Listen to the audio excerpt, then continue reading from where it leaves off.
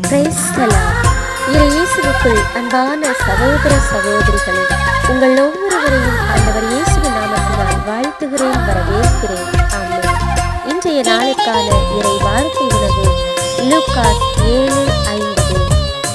உமது நம்பிக்கை உம்மை மீட்டது, அமைதியுடன் செல்க. ஆமென். கிறிஸ்துவில் பிரியமானவர்களை, இன்றைக்கான இறை வார்த்தையை நாம் சற்று ஆழமாக சிந்தித்து பார்க்கையில் ஆண்டவர் நமக்கு தந்திருக்கின்ற பொக்கிஷமான விவிலிய வார்த்தைகள் ஒவ்வொன்றுமே குறிப்பிடுவது நம்பிக்கையை தான் குறிப்பிடுகின்றது.